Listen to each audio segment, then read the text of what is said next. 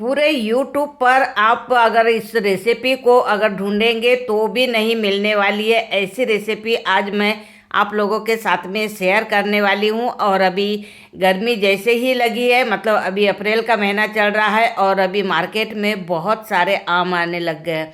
तो पके आम की जो रेसिपी हम लोग बनाकर तैयार करने वाले हैं, इसका तो आइडिया मुझे खुद को भी नहीं था और आप लोगों को भी नहीं होगा, क्योंकि अगर आप एक एक वीडियो भी अगर ढूंढेंगे ना तो भी नहीं मिलने वाला है, क्योंकि ये एकदम डिफरेंट रेसिपी होने वाली है। और वाकई में मैंने भी पहली बार ही बनाया है, लेकिन इतनी बेस्ट और इतनी आसानी से और जल्दी बनकर तैयार हुई कि हमारी 6 घंटे में ये रेसिपी बनकर तैयार हो गई है। और इतनी रसीली, इतनी टेस्टी, और वाव, देखते ही मुंह में पानी जरूर आ जाएगा आप लोगों को।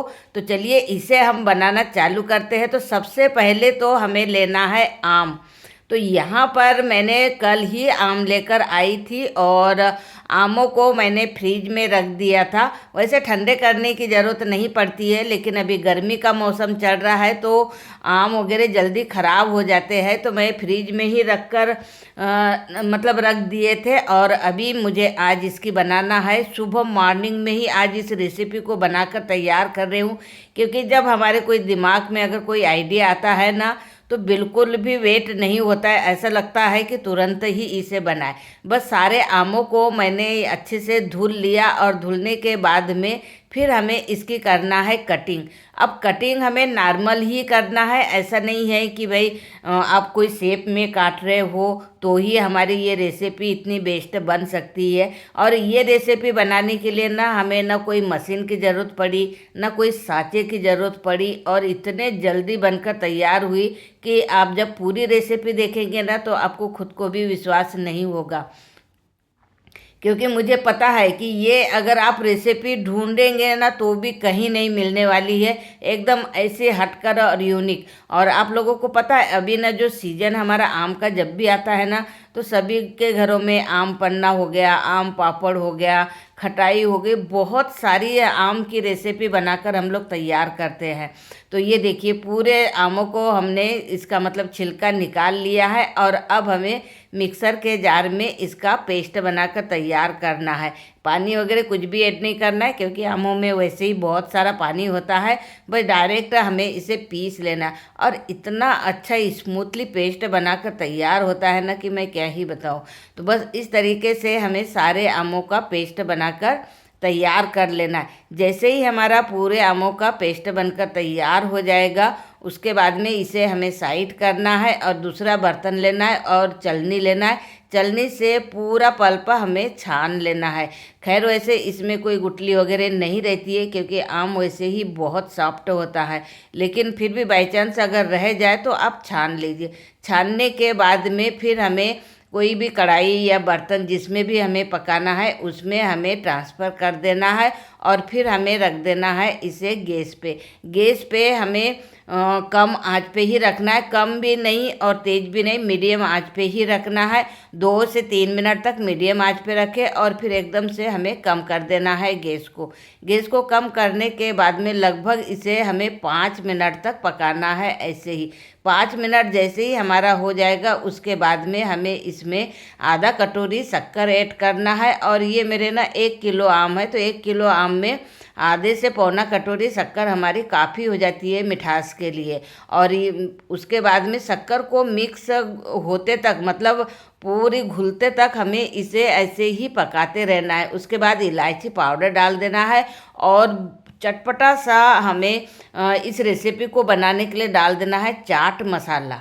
वाह, वाकई में आप विश्वास नहीं करेंगे, चाट मसाले के साथ में ये रेसिपी इतनी उठ कर आई है कि मैं क्या ही बताऊँ। उसके बाद में हमने थोड़ा सा काला नमक डाल दिया है और साथ में 2 चम्मच, छोटी जो चम्मच होती है ना, उससे 2 चम्मच हमने सफ़ेद तिल डाल दिए है और साथ में थोड़ा हल्का सा हमने इसमें कलर डाल दिया है। ज़रूरी नहीं है कलर डालना, लेकिन क्या है थोड़ा दिखने में अच्छा दिखता है, इसलिए मैंने थोड़ा सा फ्रूट कलर डाल दिया है। और इसे मिक्स करते हुए फिर हमें 5 मिनट और पकाना है। 5 मिनट हमने पहले ही पका लिया था। उसके बाद में सारी सामग्री हमने ऐड किया है। 5 मिनट हमें और पकाना है, 5 से 7 मिनट भी हो जाएगा, कोई दिक्कत नहीं है, क्योंकि हमें गाढ़ा घोल होना चाहिए। और बस प्लेट में फिर हमें रख देना है, लगा देना है घी। और उसके बाद में ये देखिए थोड़ा ठंडा हो गया है, इसे साइड कर देते हैं।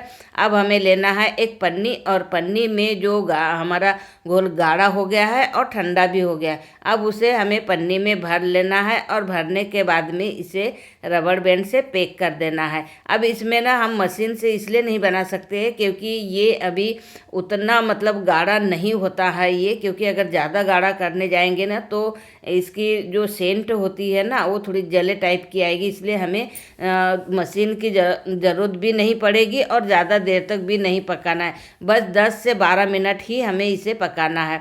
बस घी लगी थाली में फिर हमें इसे इस तरीके से जलेबी का साइज कहिए या फिर चकली का साइज कहिए, आप जो भी नाम दे सकते हो आराम से इसे दे सकते हैं। या फिर हमारे डिजाइनर वाले पापड़ या फिर छोटे पापड़, मतलब हम लोग क्या है प्लेट में एक साथ में अगर पूरा पेस्ट डालते हैं तो बहुत बड़ा पापड़ बन के तैयार हो जाएगा। लेकिन अगर इस तरीके से अगर डिजाइनर वाले अगर बनाएंगे तो थोड़ा सा हमें मेहनत करना पड़ेगा। तो बस इस तरीके से ना हमें सभी प्लेटों में फैला देना है। तो ये देखिए मैंने तीनों प्लेटों में 1 किलो आम के तीनों प्लेटों में यहाँ फैला दिया है। और अब हमें इसे रख देना है धूप में। धूप भी अभी तेज़ है, इसलिए एक दिन में ही पापड़ बनकर हमारा तैयार हो जाता है। बस मैंने 4 से 5 घंटे धूप में रख दिया और उसके बाद में ये लगभग 3 बजे के आसपास मैंने इसे पलटी कर दिया। अब पलटी करने के बाद में दूसरी तरफ से भी हमें थोड़ा अच्छे से सूखने देना है। और जैसे ही ये सूख जाएगा उसके बाद में ये देखिए हमारे ये पापड़ कितने अच्छे बनकर तैयार हो गए हैं। अब मुझे तो खुद को भी समझ में नहीं आ रहा है कि मैं इनको क्या नाम दूँ। एक तो चकली कह सकते हैं, पापड़ कह सकते हैं, जलेबी कह सकते हैं, या फिर मिनी पापड़, जो भी नाम देना है आप दीजिए। लेकिन खाने में तो इतने ज़्यादा टेस्टी बने हैं कि मैं क्या बताऊँ, क्योंकि जैसे ही सूखे ना बिल्कुल भी मुझसे तो वेट नहीं हुआ और मैंने तुरंत ही खाया। वैसे पहले टेस्ट नहीं किया था, जब गीला रहता ना तो उतना मज़ा नहीं आता है, टेस्ट नहीं आता, लेकिन सूखने के बाद में वाकई में बहुत ज़्यादा टेस्टी बना है। और अब हमें इसे कर देना है स्टोर। अब ज़रूरी नहीं है, अगर फ्रीज है तो फ्रिज में भी स्टोर कर सकते हैं, और अगर नहीं है तो आप इसे बाहर भी स्टोर करके रख सकते हैं और ये कभी ख़राब नहीं होंगे। तो दोस्तों आप लोगों को मेरी ये रेसिपी कैसे लगी कमेंट करके ज़रूर बताइए, और अच्छी लगी हो तो अपने दोस्तों को शेयर करना बिल्कुल भी मत भूलिए। और मेरे कहने पे आप एक बार इसे ज़रूर ट्राई कीजिए।